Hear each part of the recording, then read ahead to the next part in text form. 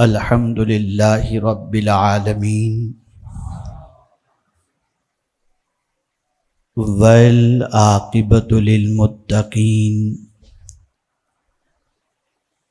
والصلاۃ والسلام علی سید الانبیاء والمرسلین وعلی آلہ واصحابہ الطیبین الطاہرین اما بعد فاعوذ باللہ من الشیطان الرجیم بسم اللہ الرحمن الرحیم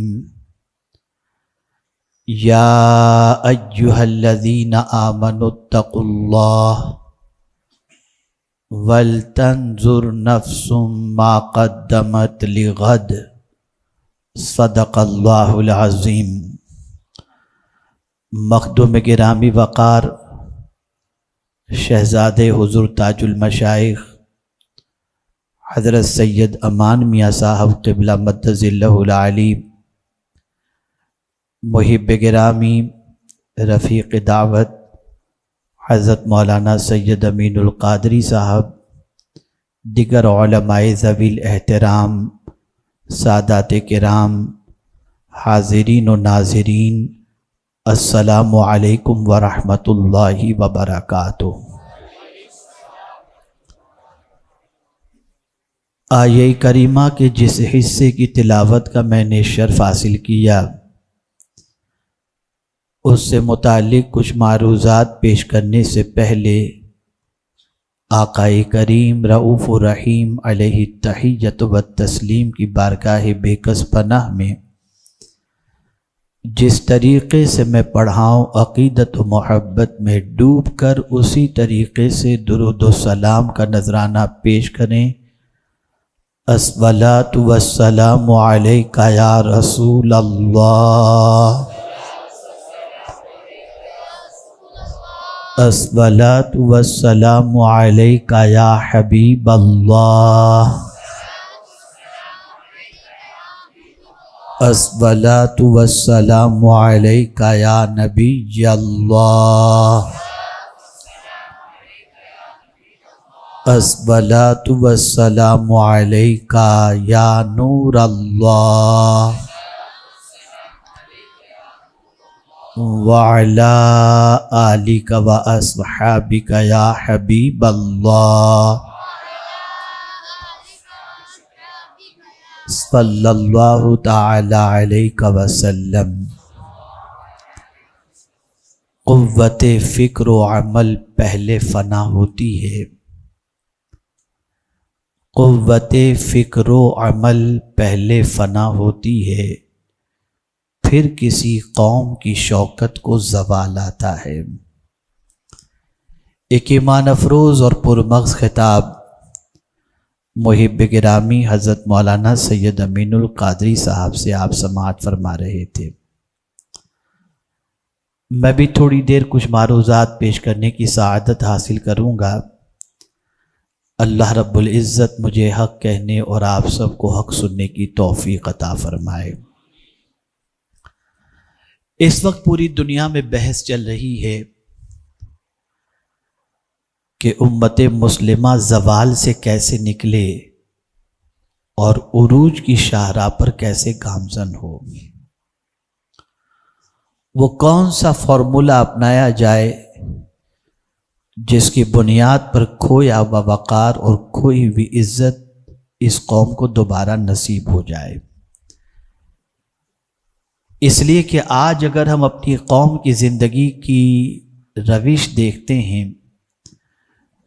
تو نہ اس روش پر کوئی چلنے کے لیے تیار ہوگا، نہ اس قوم کو کوئی عزت دینے کے لیے تیار ہوگا۔ اس لیے کہ ہماری قوم کے نوجوانوں کو تلاش کرنا ہو تو رات چوراہے پر بیٹھ کر گپ شپ کرتے ہوئے، گندی پکچریں دیکھتے ہوئے، گٹکھا کھاتے ہوئے اور فضول باتوں میں مصروف ہوتے ہوئے ہماری قوم کے نوجوانوں کو دنیا دیکھ رہی ہے۔ اور یہ بات اچھی طریقے سے ذہن میں محفوظ کر لیں، کسی قوم کی طاقت کا اندازہ لگانا ہو تو اس قوم کے پاس کتنی فیکٹریاں ہیں، اس قوم کے پاس کتنے بنگلے ہیں، اس قوم کے پاس کتنا بینک بیلنس ہے، یہ نہیں دیکھا جاتا، بلکہ قوم کی طاقت کا اندازہ لگانا ہو تو اس سے لگایا جاتا ہے کہ اس قوم کے نوجوان کس راستے کے مسافر ہیں۔ میرے پیارے آقا صلی اللہ علیہ وسلم کے پیارے دیوانوں، ہماری زبوں حالی کے بیان کرنے کی کوئی حاجت نہیں، اس لیے کہ عیارہ چھ بیان، ایک آیت سے غفلت نے پوری قوم کو تباہ کر دیا۔ قرآن مقدس میں اللہ عز و جل نے سوچنے کا حکم دیا، دیکھنے کا حکم دیا، غور کرنے کا حکم دیا۔ ارشاد فرمایا یا ایھا الذین آمنوا اتقوا اللہ ولتنظر نفس ما قدمت لغد، اے ایمان والو اللہ سے ڈرو اور کل کے لیے تم نے کیا بھیجا ہے آگے اس کے بارے میں غور کرو۔ یہ کس کل کی بات ہو رہی ہے؟ جو ڈاؤٹ فل کل ہے اس کی بات نہیں ہو رہی ہے، جو یقینی کل ہے اس کی بات ہو رہی ہے۔ ڈاؤٹ فل کل کی پوزیشن ہم نے آج پلان بنایا کہ کل یہ کریں گے، ایسا کریں گے، ویسا کریں گے، لیکن ہمیں نہیں معلوم کہ جو سانس ہماری اندر جا رہی ہے وہ باہر نکلے گی بھی کہ نہیں نکلے گی، ہم نہیں جانتے، لیکن ہماری پوری توجہ اور پوری تگودو اسی دنیا کے کل کے سلسلے میں ہے۔ نتیجتاً ہم صرف اس دنیا کے کل کی فکر کے اندر اس آخرت کے کل کی فکر کی فراموشی کے شکار ہو گئے۔ چنانچہ ہم دیکھیں کہ آج مسلمان آخرت کی غفلت کی بنیاد پر اس راستے کا مسافر بن چکا ہے جو راستہ جہنم کے دہکتے ہوئے شعلوں کی طرف لے جائے اور ساتھ ہی ساتھ ناکامی اور زوال کی طرف لے جائے۔ جس کے نگاہوں میں آخرت ہوتی ہے، جس کے نگاہوں میں وہ کل ہوتا ہے جو یقینی ہے، تو پھر اس دنیا میں بھی وہ تیاری کرتا ہے اسی آخرت کے لیے، اسی آخرت کی کامیابی اور کامرانی کے لیے کہ رسول اعظم صلی اللہ علیہ وسلم نے فرمایا الدنیا مزرعۃ الآخرہ، دنیا آخرت کی کھیتی ہے۔ اب آئیے میں آپ کو بتاؤں، چونکہ ایک ادارے کے افتتاح کی تقریب بھی ہے اور ساتھ ہی ایک ادارے کی سنگ بنیاد بھی آج انشاءاللہ ادارے کا سنگ بنیاد بھی آج رکھا جائے گا۔ ہماری اور آپ کی خوش نصیبی ہے جس سلسلے کو امام عشق و محبت نے سلسلۃ الذہب کہا، اس خانقاہ کے عظیم سپوت آج ہمارے یہاں موجود ہیں جن کے چہرے کی زیارت سے آپ اور ہم مستفیض ہو رہے ہیں۔ اور میں سمجھتا ہوں گلبرگہ شریف والوں اپنی قسمت پر ناز کرو، یہ پہلا سنی دعوت اسلامی کا ادارہ ہے جس کا افتتاح ماررہ مطہرہ کے ایک سید زادے کے ہاتھوں سے عمل میں آیا ہے۔ اللہ تعالیٰ ان کے فیوز و برکات سے مالا مال فرمائے اور پروردگار اس ادارے کو ترقی اور کامیابی اور کامرانی نصیب فرمائے۔ اب کل کے لیے کیا کرنا ہے؟ آپ سوچتے ہوں گے کہ دنیا کے کل کے حوالے کی بات تو کی گئی، ہم دنیا کے کل کے لیے بنگلو بناتے ہیں، دنیا کے کل کے لیے دکان بناتے ہیں، دنیا کے کل کے لیے سب کچھ کرتے ہیں، کیجئے، لیکن قرآن نے جس کل کی تیاری کے بارے میں کہا وہ کون سا کل ہے؟ وہ آخرت والا ہے۔ اب آئیے کیا کرنا چاہیے؟ پیغمبر رحمت صلی اللہ تعالی علیہ وسلم کی بارگاہ میں ہمیشہ صحابہ سوال کرتے تو زیادہ تر آخرت ہی کے بارے میں سوال کرتے، اور رسول اعظم صلی اللہ علیہ وسلم انہیں جواب عنایت فرماتے تو آخرت ہی کے بارے میں عنایت فرماتے۔ آئیے میں آپ کو بتاؤں، پیغمبر رحمت صلی اللہ علیہ وسلم نے جو کام کرنے کے لیے آخرت میں جو چیز کام آئے گی اس کام کرنے کے حوالے سے جو فرمایا واللہ اگر دنیا کا سارا مسلمان، دنیا کے سارے مسلمان وہ کام اگر کرتے تو آج مسلمانوں کو ایجوکیشن کے لیے، ٹریٹمنٹ کے لیے دنیا کے کسی ہاسپٹل یا کسی اسکول کے دروازے کے چکر لگانے کی ضرورت نہیں پڑتی۔ وہ کیا کام ہے؟ پیغمبر رحمت صلی اللہ علیہ وسلم نے فرمایا مرنے والا جب مرتا ہے تو اس کے اعمال منقطع ہو جاتے ہیں سوائے 3 چیزوں کے۔ ایک بندہ مرا، اب نہ وہ نماز، نہ روزہ، نہ حج، نہ زکوٰۃ، اب اس پر کوئی چیز نہیں، اعمال اس کے اعمال جو ہے اس کا سلسلہ منقطع ہو گیا، اب کوئی نیکی اس کی نہیں۔ جو عمر اس کو نیکی کرنے کے لیے دی گئی تھی وہ نیکی کی عمر ختم ہو گئی۔ لیکن مرنے والا مرنے سے پہلے اگر 3 کام کر کے مرا ہے تو قبر میں لیٹا بھی ہوگا تو اسے وہاں ثواب پہنچتا رہے گا۔ وہ 3 کام ذہن میں محفوظ کر لو۔ مسلمانوں، مرنا آپ کو بھی ہے، مجھے بھی ہے، سب کو ہے۔ اور ہم دیکھ رہے ہیں آج جو بڑے بڑے باپ اپنے بیٹوں کے لیے پراپرٹیز اور بہت ساری چیزیں چھوڑ کر مر جاتے ہیں اور انہیں دین نہیں سکھاتے، ان کے بچوں کی کیا پوزیشن ہوتی ہے۔ ایک واقعہ آپ کے سامنے عرض کروں، غالباً حضرت امام مالک رضی اللہ تعالیٰ عنہ کا یہ واقعہ ہے۔ آپ صاحب کشف تھے، جنت المعلا تشریف لے گئے اور وہاں جانے کے بعد آپ نے ساری قبروں کے حوالے سے وہاں کے مردوں کے سلسلے میں کشف کیا تو ہر قبر کے اندر نور اور قبر والے کے چہرے پر بھی نور، لیکن ایک قبر ایسی تھی کہ اس قبر والے کا چہرہ بھی اترا ہوا تھا اور اس کی قبر میں تاریکی بھی تھی۔ حضرت امام مالک نے صاحب قبر سے پوچھا کیا بات ہے؟ دوسروں کی قبروں میں روشنی دیکھ رہا ہوں اور چہرے اجلے دیکھ رہا ہوں، تیرا چہرہ بھی اترا ہوا ہے اور تیری قبر میں بھی تاریکی ہے، وجہ کیا ہے؟ اس شخص نے جواب میں عرض کیا کہ میں مکہ کی فلاں گلی کا رہنے والا ہوں اور قدرت نے مجھے بہت دولت عطا فرمائی تھی، لیکن میری کوئی اولاد نہیں تھی۔ بڑی مشکل سے 50 سال کی عمر میں پہنچنے کے بعد اللہ نے مجھے ایک بیٹا عطا فرمایا، اس بیٹے کو میں نے ناز کے ساتھ پالا، اس بیٹے کی بڑی خاطر تواضع کی، اس کے نخرے میں نے اٹھائے اور اس کو میں نے بڑا کیا، یہاں تک کہ بچہ 16 سال کی عمر کو پہنچا تو دائی اجل کی طرف سے مجھے پیغام آیا اور میں موت کی وادیوں سے گزر کر قبر میں پہنچ چکا۔ لیکن میرے بچے کی پوزیشن یہ ہے کہ میں آپ کو بتا دوں، چونکہ دولت میں نے بہت چھوڑی تھی تو میرا بچہ میرے مرنے کے بعد دولت کے اندر مگن ہو گیا، دوستوں میں مگن ہو گیا اور دولت کی ریل پیل ہونے کی وجہ سے خوب عیش و عشرت کے اندر پڑا ہوا ہے اور نیکیوں کی طرف اس کی توجہ نہیں ہے۔ جتنی قبروں کے اندر آپ نے روشنی دیکھی اور جن کے چہروں پر آپ نے نور دیکھا، ان کے بچے ان کے ماں باپ کے لیے ایصال ثواب کرتے ہیں، اس کی وجہ سے ان کے ماں باپ کی قبر بھی منور اور ماں باپ کا چہرہ بھی منور۔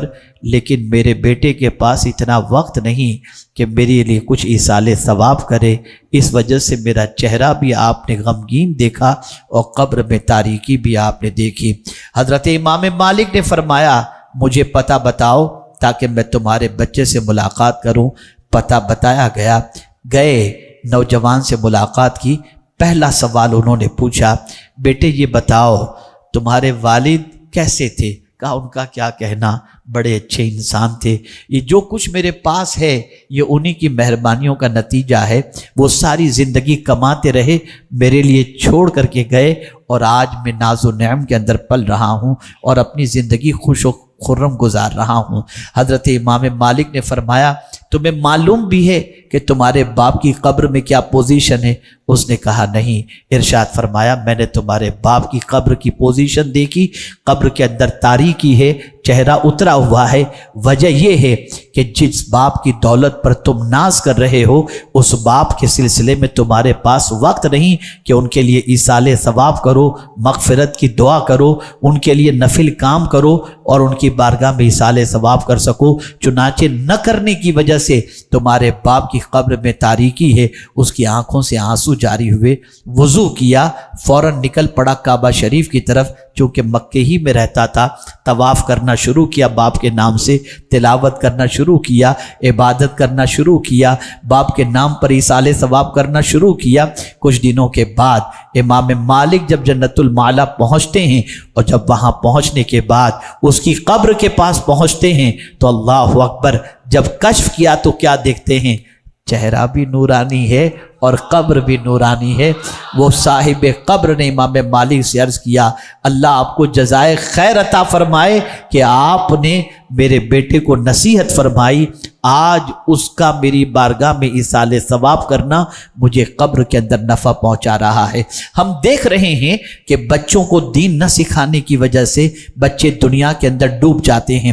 اب آئیے یہ ساری سچویشن کے ساتھ ساتھ میں عرض کروں، آقا کریم صلی اللہ علیہ وسلم نے فرمایا مرنے والا جب مرتا ہے اس کے اعمال منقطع ہو جاتے ہیں سوائے 3 چیزوں کے۔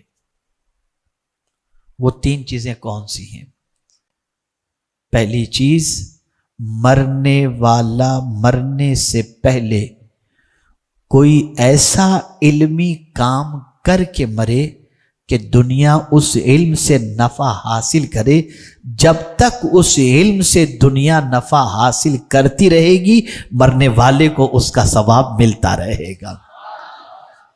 اگر امت مسلمہ نے مرنے سے پہلے اپنی آخرت کی تیاری کر لی ہوتی اور یہ حدیث مبارکہ کو پیش نظر رکھ کر یہ عزم کر لیتے کہ ہم مرنے سے پہلے ادارہ قائم کریں گے، مرنے سے پہلے اسکول قائم کریں گے، مرنے سے پہلے کالج قائم کریں گے، مرنے سے پہلے دارالعلوم قائم کریں گے، مرنے سے پہلے مکاتب قائم کریں گے، اس لیے کہ ہم اس دنیا میں آئے ہیں اس کل کی تیاری کے لیے، لیکن ہم دنیا میں اپنے محل تو بنا لیتے ہیں لیکن علمی کام کرنے کے لیے تیار نہیں۔ اے رسول اعظم صلی اللہ علیہ وسلم کے دیوانوں، یہی وجہ ہے کہ کاسے گدائی لے کر غیروں کی اسکولوں کے سامنے ہمارے بچے بھیک مانگتے نظر آتے ہیں۔ نہ ہمارا قاعدے کا کوئی کالج ہے، نہ قاعدے کی کوئی یونیورسٹی ہے، نہ کوئی اسکول ہے، نہ کوئی ادارہ ہے۔ مسلمانوں یاد رکھو، آقا کریم صلی اللہ علیہ وسلم نے فرمایا مرنے سے پہلے اگر کوئی شخص علمی کام کر کے مرتا ہے جس سے دنیا نفع حاصل کرے تو مرنے کے بعد اسے فائدہ پہنچے گا۔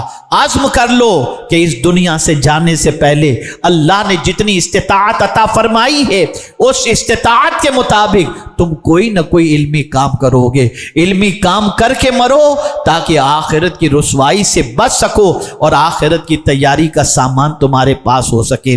میرے پیارے آقا صلی اللہ علیہ وسلم کے پیارے دیوانوں، دوسری چیز رسول اعظم صلی اللہ علیہ وسلم نے فرمائی صدقہ جاریہ۔ اللہ اکبر، یہ کون سی چیزیں ہیں جو صدقہ جاریہ ہو سکتی ہیں؟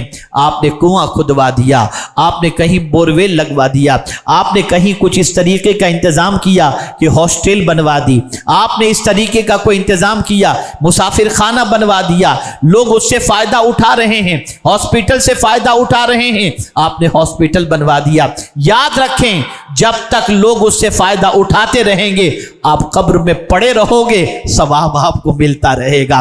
اگر امت مسلمہ نے رسول اعظم کی اس حدیث کو پیش نظر رکھا ہوتا تو ہر گلی میں ہمارے ہاسپٹل ہوتے، ہمارے بچے کسی اور ہاسٹل اور مسافر خانے میں جا کر قیام کر کے ہماری اسکولوں میں نہ پڑھتے بلکہ ہمارے خود کے مسافر خانے اور ہاسٹل کے اندر رہتے ہوئے بچے علم کے زیور سے آراستہ ہوتے۔ یاد رکھو، اپنا بنگلہ بنا لینا کمال کی بات نہیں ہے، اپنے لیے سب کچھ تیاریاں کر لینا کمال کی بات نہیں ہے، کمال کی بات تو یہ ہے کہ حضور کی امت کے لیے کچھ کر بیٹھنا۔ یاد رکھیں پیغمبر اعظم صلی اللہ علیہ وسلم کس طریقے سے اپنی زندگی گزار رہے ہیں، امت کے غم میں، فکر امت میں. اور یہ حدیث ہمیشہ کے لیے ذہن میں محفوظ کر لو. آقا کریم صلی اللہ علیہ وسلم فرماتے ہیں من اصبح، جس نے صبح کی اس حال میں کہ میری امت کے امور کے بارے میں کچھ نہ سوچا، فلیس منا، وہ میرا ہے ہی نہیں. آپ اٹھو تو پہلے سوچو کہ حضور کی امت کے لیے ہمیں کیا کرنا ہے، حضور کی امت کے فائدے کا کون سا کام کرنا ہے.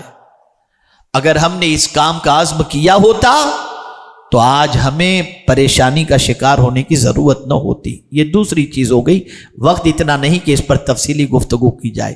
تیسری چیز مرنے سے پہلے آدمی کو کر لینی چاہیے، اور وہ تیسری چیز ہے نیک اولاد. علم، صدقہ جاریہ اور نیک اولاد. ایک باپ کو سب سے زیادہ جس چیز کی فکر ہونی چاہیے وہ اپنی اولاد کے سلسلے میں کہ وہ نیکی کے راستے پر چل رہی ہے یا نہیں، اس کے بارے میں زیادہ فکر مند ہونا چاہیے. یاد رکھیں، اگر ہر باپ یہ سوچ لیتا کہ میرے لیے میرا نیک بچہ نجات کا سامان ہے تو معاشرے میں کوئی بچہ بگڑا ہوا نظر نہیں آتا.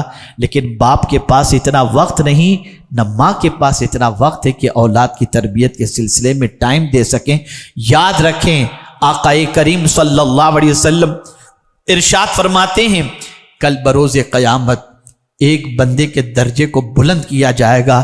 وہ بندہ رب کی بارگاہ میں عرض کرے گا مولا کوئی کام میں نے ایسا تو نہیں کیا جس کی وجہ سے میرے درجے بلند ہو جائیں، میرے کریم آج میرا درجہ کیوں بلند کیا جا رہا ہے؟ تو جواب میں رب قدیر ارشاد فرمائے گا تیرے اعمال نامے میں کوئی نیکی ایسی تو نہ تھی جس سے تیرا درجہ بلند کیا جاتا، لیکن تو جو نیک اولاد چھوڑ کر کے آیا تھا نا، وہ زمین پر تیرے لیے مغفرت کی دعا کر رہی ہے اور ہم یہاں تیرے درجے کو بلند کر رہے ہیں. اے رسول گرامی وقار صلی اللہ علیہ وسلم کے دیوانوں، یہ ہماری بہت بڑی ریسپانسبلٹی ہے. اس کل کی تیاری کرو جس کل کوئی کام آنے والا نہیں.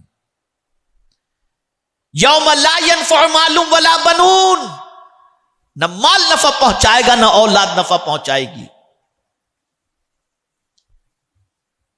بلکہ سچویشن یہ ہوگی ماں بیٹے سے بھاگے گی، باپ بیٹے سے بھاگے گا، پہچانیں گے نہیں ایک دوسرے کو. یہ سچویشن ہوگی. لیکن ہم نے کوئی تیاری اس آخرت کے لیے نہیں کی.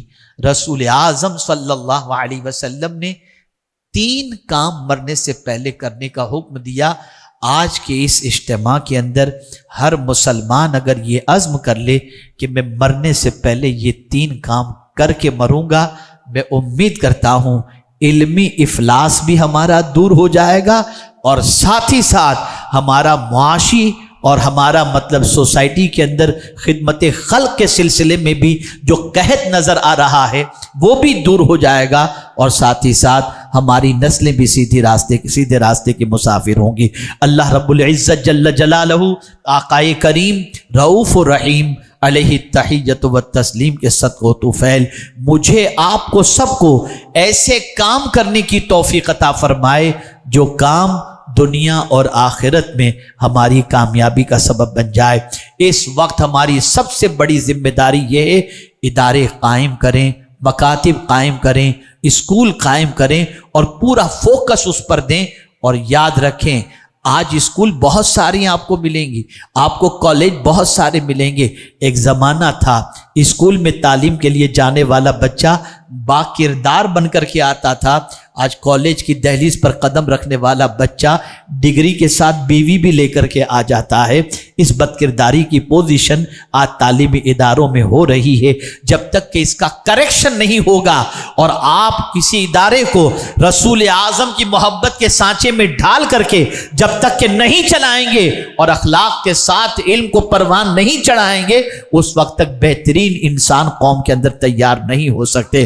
اس لیے یاد رکھو آگے بڑھو، اسکول قائم کرو، کالج قائم کرو، مکاتب قائم کرو، مدارس قائم کرو، بہترین مسلمان، بہترین شہری اور بہترین ہندوستانی بن کر دنیا کے اندر رسول اعظم صلی اللہ علیہ وسلم کی محبت کا چراغ روشن کرو۔ یہاں ماشاءاللہ پڑھے لکھے نوجوانوں کی کمی نہیں ہے، اور اسکولز بھی ماشاءاللہ کھل رہی ہیں، اور آج بھی الحمدللہ ایک بہت سنہرا منظر ہم اپنے ماتھے کی آنکھوں سے دیکھیں گے کہ انشاءاللہ العظیم اسی علاقے مطلب اسی جگہ پر یعنی بیک سائیڈ کے اندر سنی دعوت اسلامی کی جانب سے ایک اسکول کا سنگ بنیاد بھی رکھا جائے گا انشاءاللہ۔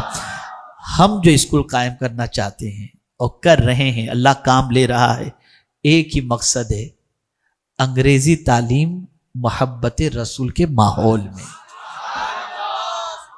محبت رسول صلی اللہ علیہ وسلم کے ماحول میں۔ ہمیں بچے کو ڈاکٹر بھی بنانا ہے لیکن عاشق رسول پہلے بنانا ہے، ہمیں بچوں کو انجینئر بھی بنانا ہے، رسول اعظم کا دیوانہ پہلے بنانا ہے۔ میں آپ کو بتاؤں ہماری اسکول کا سسٹم کیا ہے، بس کے اندر بچے جو بیٹھ کر اسکول جاتے ہیں وہ آپس میں گپ شپ نہیں کرتے، بس کے اندر درود شریف پڑھتے ہوتے ہیں۔ ان کا ایک نظام بنا ہوا ہے اور روزانہ لاکھوں درود بچے پڑھتے ہوئے نظر آتے ہیں۔ ضرورت اس امر کی ہے کہ ہمیں آج اکیڈمک ایجوکیشن کے ساتھ ساتھ مورل ایجوکیشن بھی دینا ضروری ہے۔ پیرنٹس کا رسپیکٹ کیسے ہو، کیریکٹر کیا ہو، سچائی کیا چیز ہے، استاد کا رسپیکٹ کیا ہے، یہ ساری چیزوں کی تعلیم جب تک کہ ہم نہیں دیں گے آج ہماری قوم کے اندر اچھے انسان تیار نہیں ہو سکتے۔ بس ایک جملہ عرض کر کے میں اپنی گفتگو کو ختم کرتا ہوں، جب اسکول ہمارا تیار ہو جائے گا آپ اپنے بچے ہمیں دیجئے گا، ہم آپ کو بہترین انسان بنا کر کے لوٹا دیں گے انشاءاللہ۔ بس اللہ تعالیٰ مجھ سے آپ سے سب سے وہ کام لے جس سے اللہ بھی راضی ہو اور اس کے رسول صلی اللہ علیہ وسلم بھی راضی ہوں۔ الحمدللہ ہندوستان کی سرزمین پر اس قسم کے ایجوکیشن کے سلسلے میں جو اس وقت ٹاپ لیول پر الحمدللہ جو کام ہو رہا ہے، یہ مخدوم گرامی حضرت سید امان میاں صاحب مدذ اللہ العالی جس کے ڈائریکٹر ہیں البرکات کے، ان کے ہاتھوں یہ کام ہو رہا ہے۔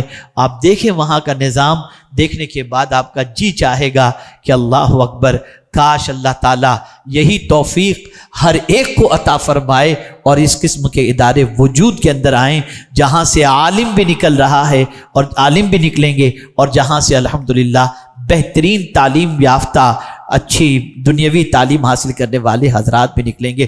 ہم تھوڑی سی سوچ بنائیں، اور جب سوچ بنا کر اسلام میں قدم بڑھائیں گے نا تو انشاءاللہ رب قدیر ضرور کامیابی عطا فرمائے گا۔ اللہ عز و جل ہم سب پر کرم کی نظر فرمائے، اور ٹوٹی پھوٹی جو بھی خدمات ہیں اللہ تعالیٰ اچھوں کے تصدق قبول فرمائے۔ وما علینا الا البلاغ المبین۔ السلام علیکم ورحمۃ اللہ وبرکاتہ۔